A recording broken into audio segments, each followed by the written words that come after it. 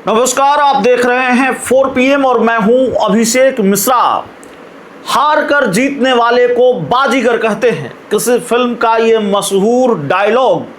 और राजनीति में कई बार घटनाक्रम बहुत फिल्मी होते हैं, तो हार कर जीतने वाले को बाजीगर कहते हैं। और ये बाजीगरी 2020 के विधानसभा चुनाव में बिहार ने देखा, देश ने देखा। चिराग पासवान ऐसे ही बाजीगर निकले। 2020 के विधानसभा चुनाव में चिराग मॉडल बहुत मशहूर हुआ। चिराग पासवान ने जो राजनीतिक दांव चला, बिहार के मौजूदा मुख्यमंत्री नीतीश कुमार और उनकी पार्टी को नुकसान पहुंचाने के लिए, नीतीश कुमार से हिसाब किताब चुकता करने के लिए, वो दांव अब चिराग मॉडल के नाम से जाना जाता है। नीतीश कुमार और चिराग पासवान के बीच सियासी दुश्मनी की पराकाष्ठा, और उस पराकाष्ठा की परिणति ये कि चिराग पासवान ने ये तय किया कि हम तो डूबे हैं सनम, लेकिन आपको भी ले डूबेंगे। हम चाहे एक भी सीट न जीत पाए, लेकिन आपको कम से कम सीटों पर समेट देंगे। चिराग पासवान ने तकरीबन 150 सीटों पर अपने उम्मीदवार उतार दिए। भारतीय जनता पार्टी से अलग होना पड़ा, गठबंधन से बाहर का रास्ता दिखा दिया गया, और चिराग पासवान इस काम में सफल हो गए कि नीतीश कुमार की पार्टी 43 सीटों पर सिमट गई, तकरीबन आधी सीटों पर सिमट कर रह गई, और चिराग पासवान के चुनाव लड़ने की वजह से हुआ।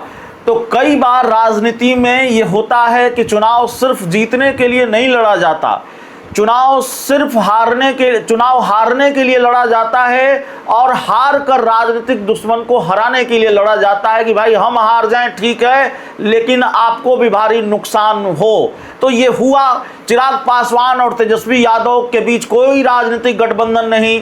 चिराग पासवान और तेजस्वी यादव सियासी दुश्मन, लेकिन चिराग पासवान ने जो मॉडल अपनाया, जो चिराग मॉडल अपनाया 2020 के विधानसभा चुनाव में, उसका फायदा तेजस्वी यादव को मिला, और तेजस्वी यादव को 73 या 74 सीटें उस वक्त आई थी, 72 या 74 सीटें आई थी 2020 के विधानसभा चुनाव में।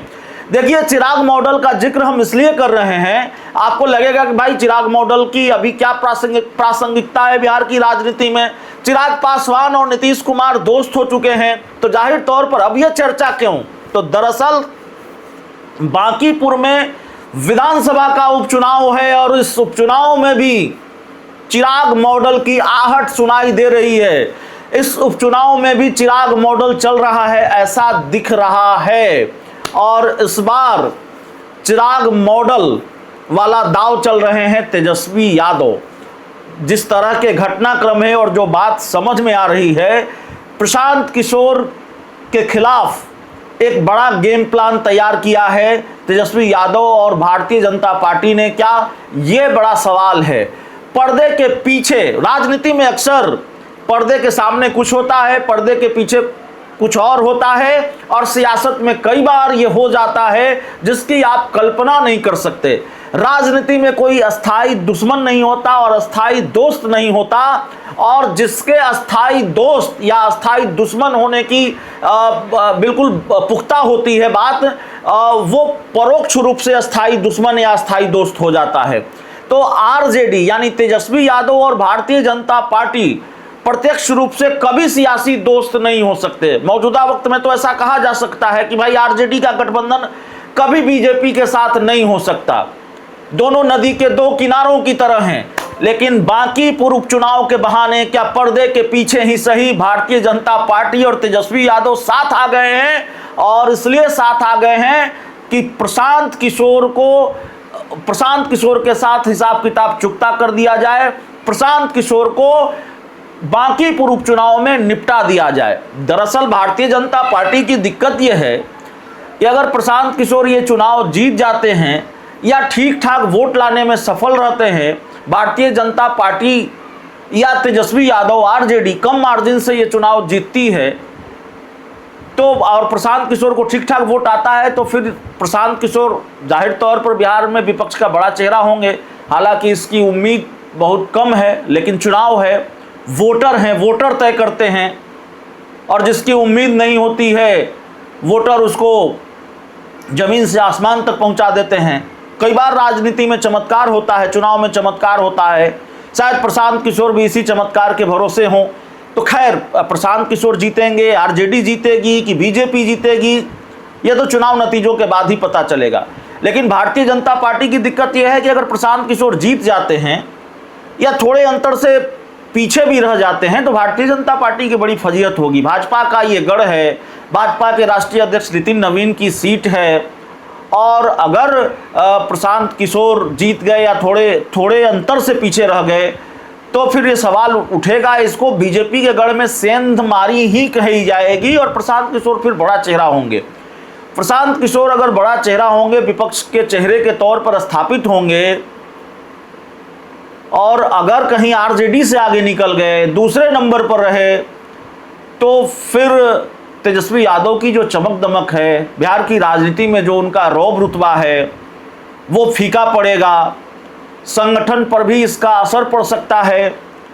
तो इसीलिए ऐसा लगता है, और जो मेरी अपनी राजनीतिक समझ है, राजनीति को समझने की जो मेरी समझ है, वो मैं देख पा रहा हूँ कि भले ही ये शोर शराबा हो कि भाई बिहार में उपचुनाव है, बाकी पर उपचुनाव है, तो तेजस्वी यादव कहाँ गायब हैं, तेजस्वी यादव क्यों नहीं आ रहे हैं, अपने उम्मीदवार के लिए प्रचार क्यों नहीं कर रहे हैं, जनसभा क्यों नहीं कर रहे हैं।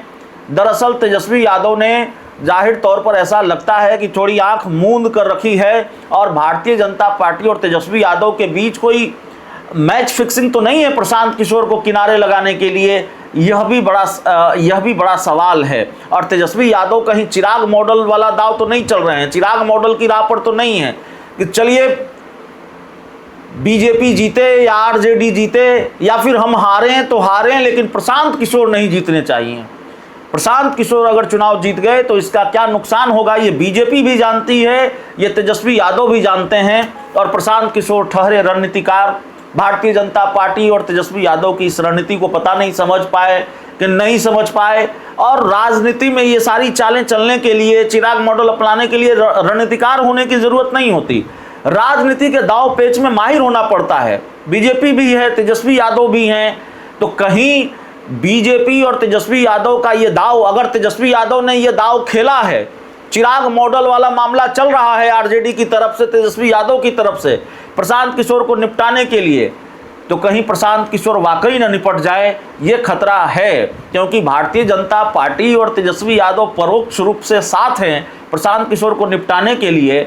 तो सवाल ये नहीं है कि प्रशांत किशोर चुनाव हार जाएंगे, खतरा यह भी होगा इस चुनाव के बाद कि प्रशांत किशोर की पार्टी कहीं न निपट जाए।